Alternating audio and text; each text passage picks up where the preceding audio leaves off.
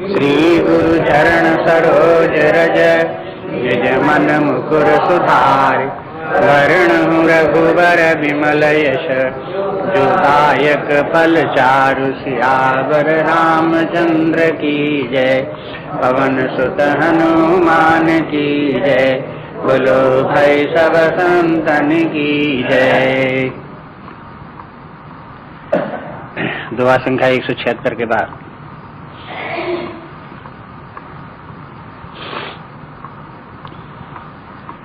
मोहि उपदेश दीन गुरुनी का। प्रजा सचिव सम्मत सबही का। मातु चित धरि आय सुदीन्हा। अवस शीस धरि चाहूं कीना।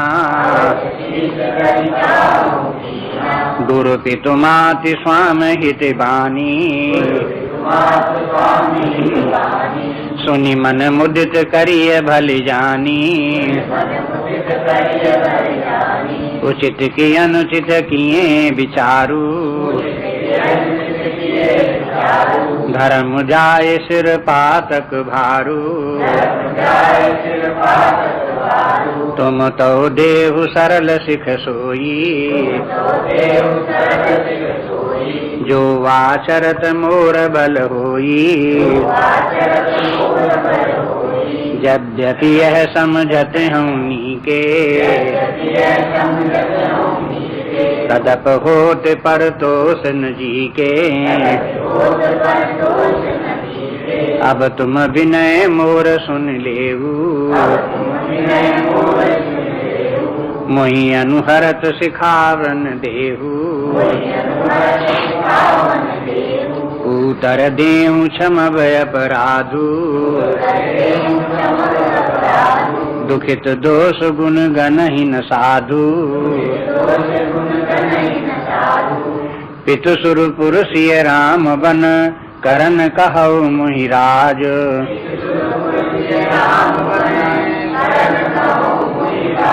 एहि ते जानहु मोर हित। कै आपन बड़ काज। बड़ काज सियावर रामचंद्र की जय। पवन सुत हनुमान की जय। तो भाई सब संतन की जय। अब स्मरण करें, अयोध्या में यह राजसभा है।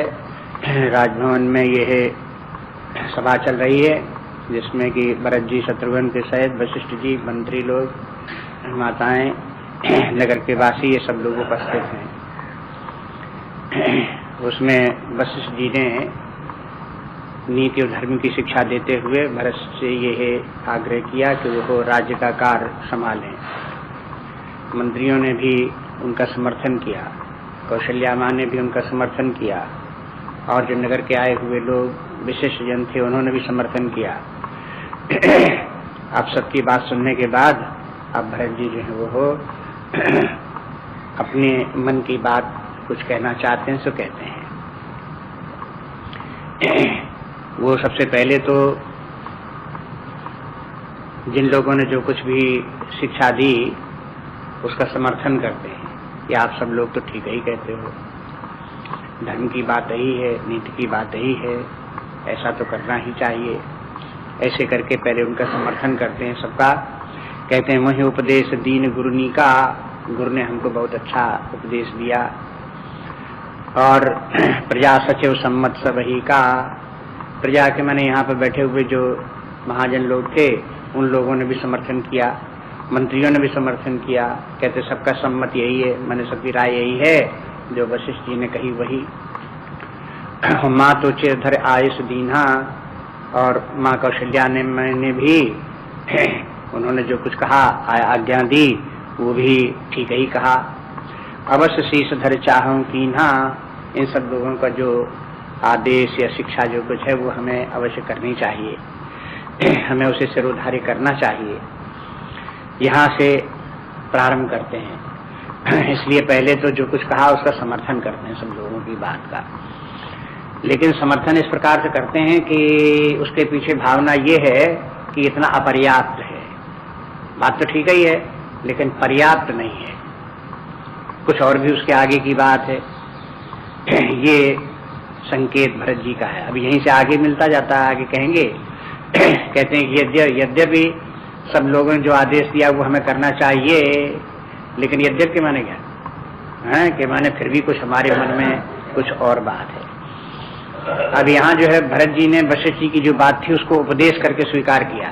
चाहे वही उपदेश दीन गुरुनी का, कल देख रहे थे कि वशिष्ठ जी ने जो कुछ कहा वो भरत जी, उनके वशिष्ठ जी की ओर से भरत के लिए उपदेश था।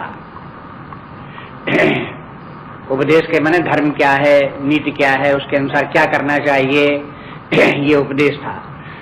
लेकिन मंत्रियों ने उसे आदेश बना दिया, कहा ये तो गुरु का आदेश है, उसे पालन करना चाहिए। कौशल्या माँ ने भी उसे आदेश बना दिया, कहा ये तो आदेश है इनका गुरु जी का, इसका पालन करना चाहिए, आदेश का पालन होना चाहिए। इस प्रकार से उन्होंने उस भाव से लिया। तो भरत जी ने भी ये माना कि ये वशिष्ठ जी का भले ही उपदेश हो, लेकिन कौशल्या माँ मंत्रियों इत्यादि का ये है आदेश है, वो यही चाहते हैं कि ऐसा ही होना चाहिए। इसलिए जब मात उचित धरे आयुष दीन्हा, तो जहाँ माता की बात कौशल्या की बात कहते हैं कि उन्होंने भी जो आदेश दिया वो ठीक ही दिया, वो हमें करना चाहिए। तो उसकी बात को, कौशल्या की बात को आदेश करके लेते हैं। अब इसके बाद कहते हैं कि गुरु पितुमात स्वामी हितबानी, और ये बात जैसे वशिष्ठ जी ने कही थी वही भरत जी भी दोहराते हैं। गुरु की बात, पिता माता स्वामी और हितवान मित्र की, इन सब की वाणी सुनी मन मुदित करिए भले जानी। इनको सबको भला समझ करके प्रसन्न मन से वैसा ही करना चाहिए। ये नीति की बात है। कोई किस प्रकार का व्यवहार क्यों कर रहा है, तो नीति सिद्धांत जो है उसको वो कोट कर देता है कि नीति का वचन इस प्रकार के है, उसी के आधार पर हमको ऐसा कार्य करना है या करना चाहिए। तो जैसे वशिष्ठ जी ने कहा कि अनुचित उचित विचार तजे पालहि पितुमैन, वैसे ही इन्होंने ये जो है ये नीति की बात बता दी कि पिता की क्या, सभी की बात। यहाँ तो सभी लोग हमारे पूजनीय हैं और सबकी बात जो है यहाँ पर है कि गुरु भी हैं, माता पिता और स्वामी, और इनका सबका हित के माने हैं मित्रगण, जो अपने हितैषी हों, वे सब लोग जो कुछ भी कहते हों तो सुन मन मुदित करिए, उनकी सबकी बात को सुन करके और प्रसन्न मन से उसी प्रकार से करना चाहिए, ये नियम है। तो इतने लोगों की बात को मानने के लिए नीति के वचन है। ये सब बड़े लोग हैं, अनुभवी लोग हैं और हित की बात कहने वाले हैं, इसलिए इनकी बात तो मानना चाहिए। हित का दूसरा भी अर्थ हो सकता है कि गुरु माता पिता और स्वामी की हित वाणी, हितकारी वाणी होगी ही इनकी स्वभावता, इसलिए इनकी बात को मानना चाहिए। हित के माने है मित्र भी है, हित के माने है जो मित्र लोग, जो हितु मित्र भी होते हैं, तो वे लोग भी जो राय देते हैं उनकी बात भी माननी चाहिए। दोनों प्रकार से अर्थ लग सकते हैं, दोनों ही ठीक हैं, नीति के अनुसार ये हुआ। तो उचित की अनुचित की ये विचारू, अब उसमें हम ये विचार करें कि वो जो कह रहे हैं वो उचित है कि अनुचित है, तो कहते हैं ऐसा विचार भी नहीं करना चाहिए। धर्म जाए सिर पातक भारू, तो कहते धर्म जाता है, माने इनकी बातों में एक निकालना और उसको अनुचित उचित विचार करने लगना, ये सब ठीक नहीं है। माने भरत जी यही करने जा रहे हैं, इसलिए उसके लिए क्षमा चाहते हैं। इसलिए कहते हैं कि हम जानते हैं कि इन सबकी किसी जो लोग सब लोगों ने बात कही उसके अनुचित उचित विचार हमें नहीं करना चाहिए, जो कुछ सब लोगों ने कहा उसे हमें स्वीकार भी करना चाहिए, ये कहते हैं। और नियम भी इसी प्रकार का है, उस नियम को हम जानते भी हैं। ये सब उन्होंने कह दिया। और तुम तो देहु सरल सिख सोई, जो आचरत मोर भल होई, और कि आप लोग सब जो है हमें वही शिक्षा दे रहे हैं जिसका कि व्यवहार करने आचरण करने से हमारी सब प्रकार से भलाई है, इसलिए हितकारी बात भी आपने सब कही है, वो भी ठीक ही है। यद्यपि ये समझत हमनी के कहा, ये सब बात हम सब समझते हैं, माने नीति का ये बात है, सिद्धांत की बात है, जो धर्म की बात है उसको हम सब समझते हैं। ये भी सबके लोग जो लोगों ने सम्मति दी हो, उपदेश दिया हो या आदेश दिया हो, उसका सबका इन सबका पालन करना भी हमारा ही धर्म है, हमें कर्तव्य करना चाहिए, हम सब समझते हैं। तदप होत परतोष न जी के, लेकिन इतने से हमारे मन को संतोष नहीं होता, माने ये अपर्याप्त लगता है, ये अनुचित नहीं लगता है, एक बात अनुचित लगना और भरत जी उसके विपरीत को सोच रहे हो, तो ऐसे नहीं है। एक बात ये भी है कि एक बात पर्याप्त होती है, एक अपर्याप्त होती है, इन दोनों में अंतर देखो। धर्म की बात जो है वो सामान्य रूप से ठीक ही है, लेकिन पर्याप्त नहीं है, उसके आगे भी विचार करना चाहिए। उसके विरोध में विचार करने की बात नहीं कहते हैं, हम उससे और आगे की विचार करते हैं। तो ये कहते हैं कि उससे हमारा परतोष नहीं होता, हमारे लिए पर्याप्त नहीं प्रतीत होती, संतोष नहीं है, और भी कुछ बात उसके आगे है, वो हम अपने मन की बात कहना चाहते हैं। तो एक तो इस जो इतनी भूमिका भरत जी ने बोली, वो भी जो संवाद के सिद्धांत हैं, बातचीत करने के जो नियम हैं, उनमें एक नियम ये भी है, लोगों को ट्रेनिंग इसकी नहीं मिलती और ध्यान भी नहीं देते, लेकिन शास्त्र तो बताएगा कि सिद्धांत ये है कि जब आपस में विचार विनिमय चल रहा हो, उस समय जो अन्य लोगों का पक्ष हो, उस पक्ष का एकदम आउटराइट खंडन नहीं करना चाहिए। अन्य लोगों ने भी तो अपनी बुद्धि लगाई है, जहां तक उनकी बुद्धि गई है तहां तक उन्होंने अपने बुद्धि के अनुसार ठीक ही बोला होगा। और वो किस दृष्टि से ठीक बोल रहे हैं, इसलिए उसके दूसरे की बात का खंडन करना ठीक नहीं है।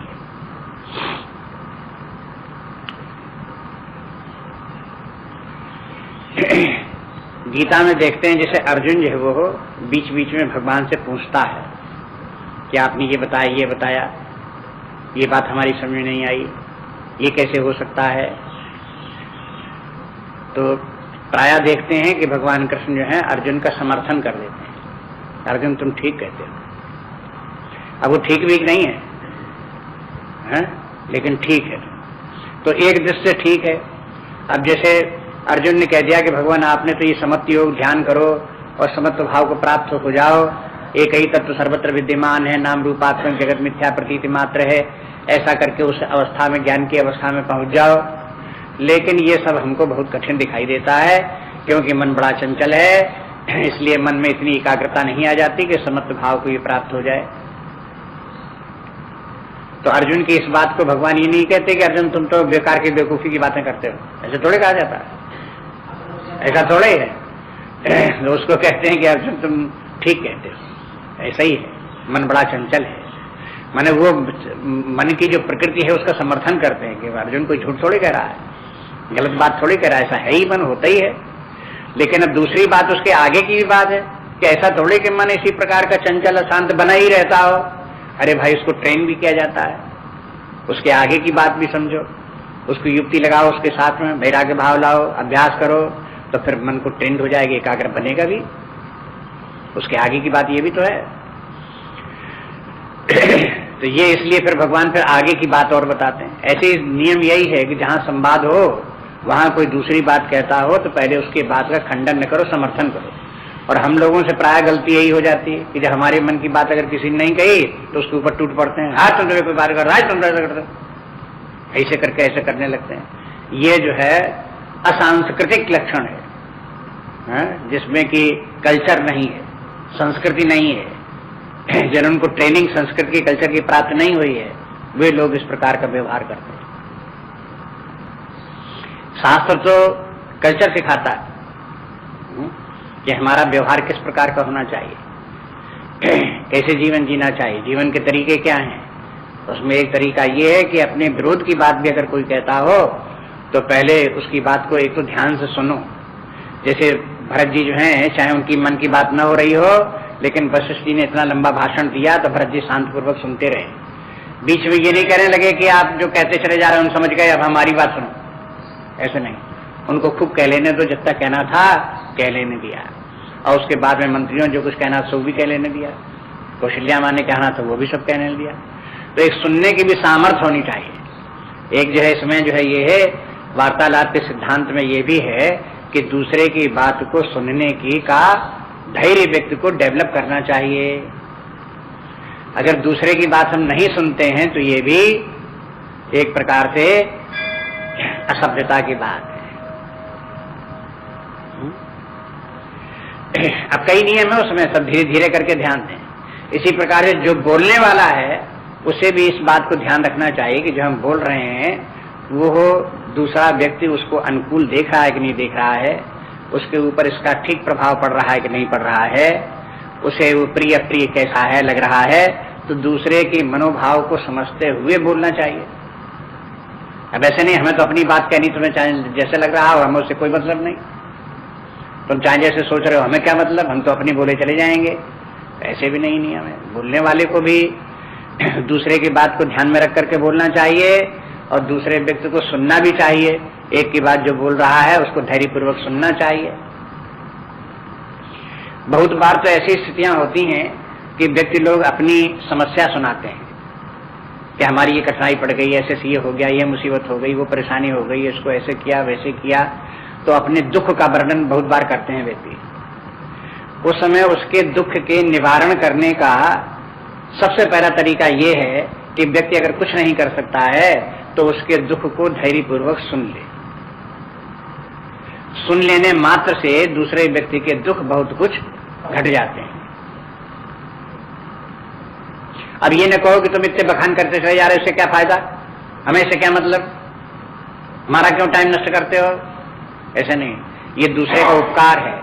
अगर कोई दुखी व्यक्ति है वो अपनी बात बोले जा रहा है तो उसको धैर्यपूर्वक सुन लोगे तो इसके ऊपर उसके ऊपर उपकार होगा। तो ये व्यवहारिक जो नियम हैं, इन सब नियमों को सीखना चाहिए और समाज में इनका प्रचार होना चाहिए। माने अन्य लोगों स्वयं व्यक्ति इसी प्रकार से करे और अन्य लोगों को करावे। ये नियम समय है कि स्वयं तो उसी प्रकार की आदत डाले, अभ्यास डाले और अन्य लोगों को बतावे कि भाई इस प्रकार से नियम ये है, नीति ये कहती है, सिद्धांत ये कहता है, शास्त्रों में संतों का, विचारकों का, विद्वानों का कथन इस प्रकार के है, तो इसको स्वीकार करो, समझने की कोशिश करो, ध्यान दो इसके ऊपर। तो कहते हैं यद्यपि ये समझते हो नीके तदप होत परतोष न जी के, अब तुम विनय मोर सुन लेहू। अब कहते हैं कि अब हम जो आपसे विनती करते हैं उसको भी आप सुन लीजिए, मुझे अनुहरत सिखावन दीजिए और फिर उसके बाद जैसा हमारे लिए योग्य हो वो शिक्षा दो। अब इस वाक्य में क्या अर्थ निकला कि जो कुछ हमको ये शिक्षा भी दी गई है राज्य कार्य करने के लिए वो हमारी योग्यता के अनुसार नहीं, नियम के अनुसार तो ठीक है, धर्म के अनुसार तो ठीक है, लेकिन हम उस योग्य हैं भी कि नहीं हैं ये भी तो विचार करके तब दो उपदेश। हमारी सामर्थ्य को देखो, हमारी स्थिति को देखो, मानसिक दशा परिस्थितियों को हमको देख करके तभी उपदेश दो। इसके माने भरत जी ने इतनी देर में ये समझा कि जो कुछ हमको आदेश दिया जा रहा है हम वो सब करने के अधिकारी नहीं हैं, हमसे नहीं करते बनेगा, हमसे नहीं हो पाएगा। इसलिए वो अपनी असमर्थता जो है वो हो उनको बताते हैं। अब वो भी जो कुछ भरत जी भी कहते हैं वो कहते हैं कि हमारी ये विनती है। अब सब लोग बड़े हैं तो उनसे क्या कहें, यही कह सकते हैं कि विनती हमारी सब लोगों से है कि जो हम बात कहते हैं उसके ऊपर ध्यान दो और ध्यान दे करके फिर हमें क्या करना चाहिए एक बार फिर सम्मत देना, फिर बताना। तो कहते हैं कि उत्तर देव क्षमा अपराधो, कहते हैं ये जो कुछ हम बोल रहे हैं ये एक प्रकार से उत्तर देना है और ये एक प्रकार से अपराध है। बड़े लोग जो कुछ राय दें या आदेश दें तो उसका प्रत्युत्तर नहीं होना चाहिए, बस यही सिरोधारी है, हम ऐसा ही करेंगे, ये बोलना चाहिए, नियम ये है। लेकिन अगर फिर भी किसी व्यक्ति को बोलना पड़ रहा है तो पहले क्षमा मांग करके तब बोलना चाहिए। पूछ करके क्या हमें बोलने का अवसर मिलेगा, क्या हम कुछ अपनी बात कह सकते हैं, ऐसे करके स्वीकृति लेकर के तब छोटे को बड़े के सामने बोलना चाहिए। ऐसा नहीं कि जो बड़ा बोल रहा है तो छोटा कहे कि हम तुम क्या समझते हो, मैं तुमसे ज्यादा जानता हूं, मैं बताता हूं, वो सुनो तुम, ये बोलना क्या होगा, है? ये कोई सभ्यता वही बोलेगी।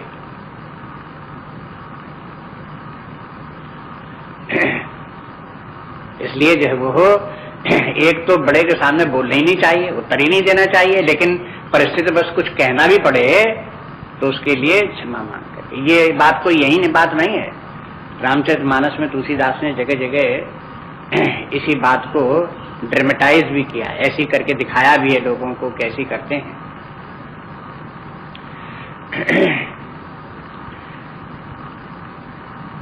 जब जनकपुरी में विश्वामित्र, भगवान राम और लक्ष्मण जी वहां पहुंचे और विश्वामित्र जी के ठहरने की, उनकी ठहरने की व्यवस्था हो गई,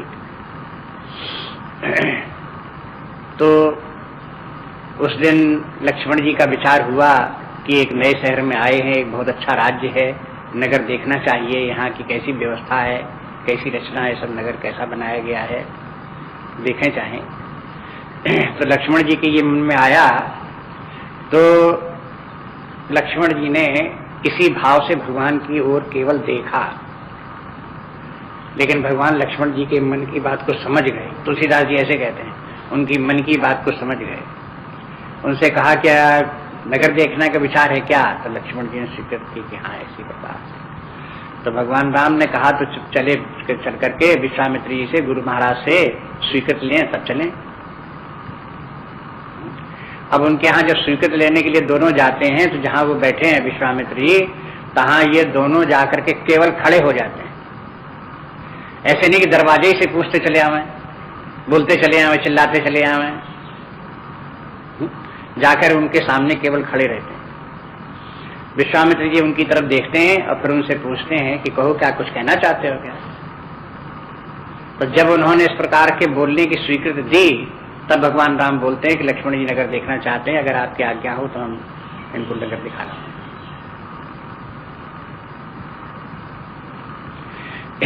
तो ये जब जितने भी स्थल हैं, ये सब, ये केवल कथा मात्र नहीं है कि केवल कथा हो गई कथा बस। अरे उसमें ये देखो कि सब कथा के पीछे जो जीवन दर्शन है वो क्या है, क्या क्या शिक्षा, हर बात की छोटी छोटी बातों की शिक्षा, उठने बैठने की शिक्षा, बोलने चालने की शिक्षा, खाने पीने की शिक्षा, व्यवहार की बातें जितनी भी सीखने की हैं, जीवन जीने के तरीके क्या हैं, किस प्रकार के हैं, वो सारे एक एक करके सब बताए। रामचरितमानस की महिमा सबसे ज्यादा इसीलिए है क्योंकि इसमें मर्यादाओं की शिक्षा जितनी है उतनी कहीं नहीं। उतना वाल्मीकि भी निर्वाह नहीं कर पाए मर्यादा की, जितनी की तुलसीदास जी ने की है। ये जीवन की मर्यादाएं, मर्यादा माने सीमाएं, उसके भीतर व्यक्ति को काम करना होता है। कुछ नियम है जीवन के, उन नियमों के अंतर्गत ही व्यक्ति को रहना पड़ता है।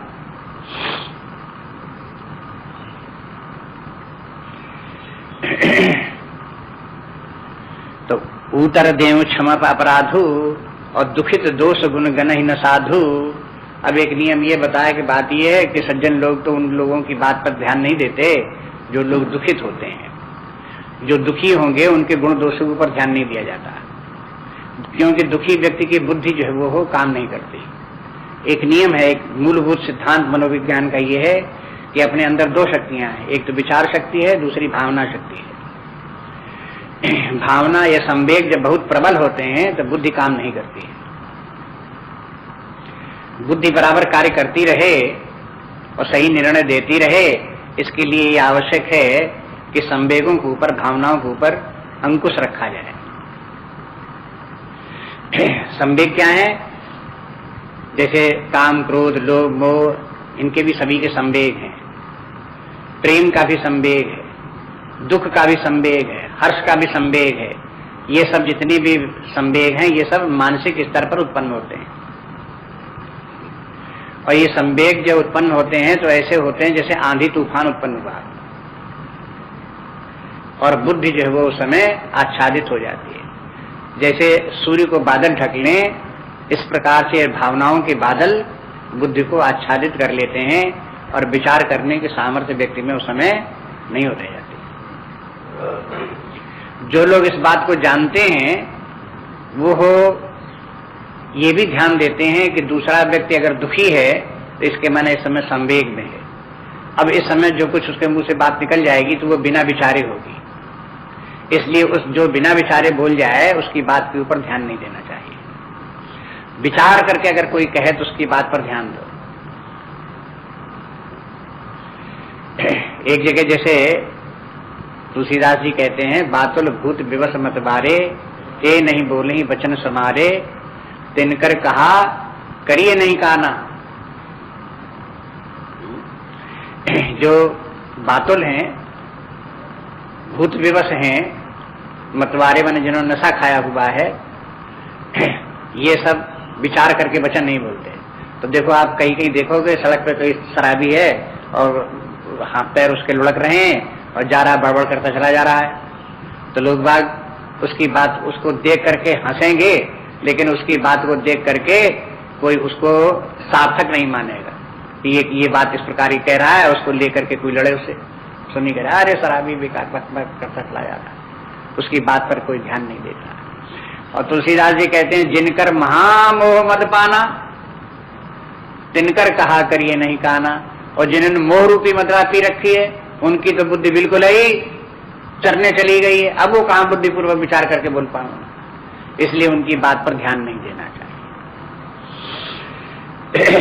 तो ये जो मोह है या अन्य दूसरे संवेग हैं, क्रोध के हैं, दुख के हैं, ये संवेग जो है बुद्धि को आच्छादित कर लेते हैं। वही कहते हैं कि हम इस समय दुखित हैं, उस दुख के कारण से हम जो कुछ कहते जा, अगर कह रहे हैं तो उसमें कहीं गलती भी हो जाए तो उसके लिए आप क्षमा करना। इस प्रकार से क्षमा मांग करके तब भरत जी उनसे बोलते हैं। कहते हैं, पितृ सुरपुरुष सिय राम बन, कहे पिता महाराज दशरथ तो स्वर्ग सिधार गए, वहां है सिय राम बन, भगवान राम और सीता जी इस समय वन में हैं। और करण कहो मुहिराज, अब हमसे आप कहते हो कि राज्य का कार्य करो।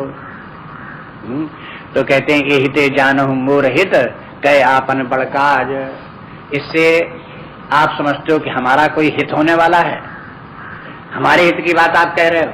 अगर ये समझते हो कि नहीं हम तुम्हारे हित की बात तो नहीं कह रहे, हमारा काम बन जाएगा, तो अपने हित की बात कह रहे हो, तो ये दोनों ही बातें हमारी समझ में नहीं आती। इससे ना हमारा हित होना है, ना आपका हित किसी का होना है। अब ये भरत जी के ये 2 पॉइंट हैं, इनको आगे एक्सप्लेन करते हैं कि मेरा हित इसमें किस प्रकार से नहीं है और आप लोगों का भी हित इसमें किस प्रकार से नहीं है। अब ये दोनों पॉइंट जो थे वहां पर भी वशिष्ठ जी ने भी जब बोले, तब भी उनके सब बात का अगर सार देखोगे तो बार बार यही कहते रहे कि देखो भरत तुम्हारा इसी में हित है, क्योंकि तुम धर्म का पालन करोगे, पिता की आज्ञा का पालन करोगे, तो इसी में तुम्हारा हित है। तो इसलिए भरत का हित दिखाते रहे और ये भी दिखाते रहे हित, इससे प्रजा का भी हित है, माताओं का भी हित है, महाराज दशरथ भी इससे सुनकर के प्रसन्न होंगे, भगवान राम भी इस बात को सुनकर के वन में है वो भी प्रसन्न होंगे, तो उनका सबका हित होगा।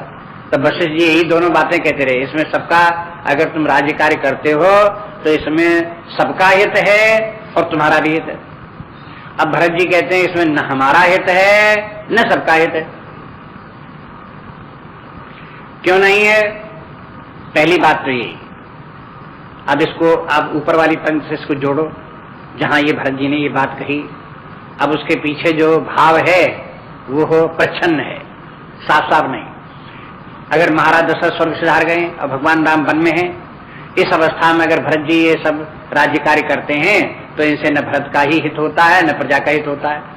तो ऊपर के बात से क्या संबंध इसमें है?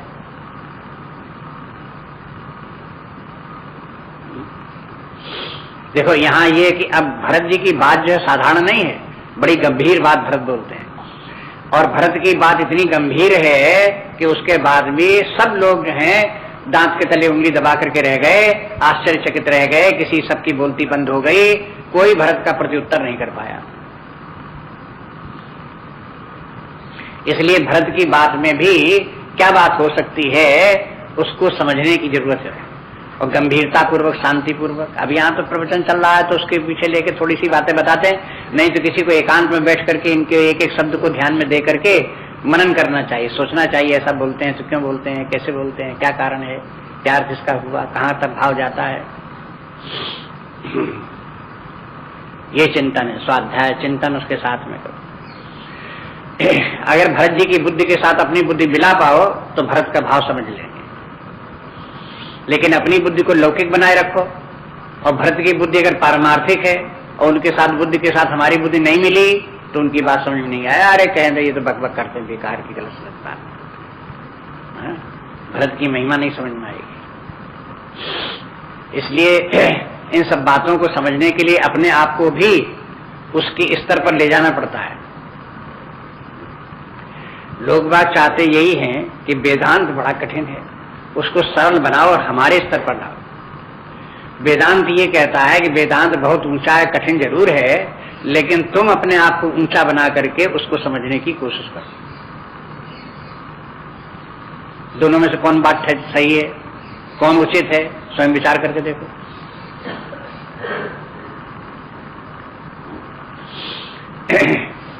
इसी प्रकार से ये कहो कि भरत जी की बात बड़ी कठिन है, इसको सरल बता करके हमको समझाओ। दूसरी बात ये है कि अपनी बुद्धि को इतना सूक्ष्म बनाओ कि भरत की बात समझ में आ जाए।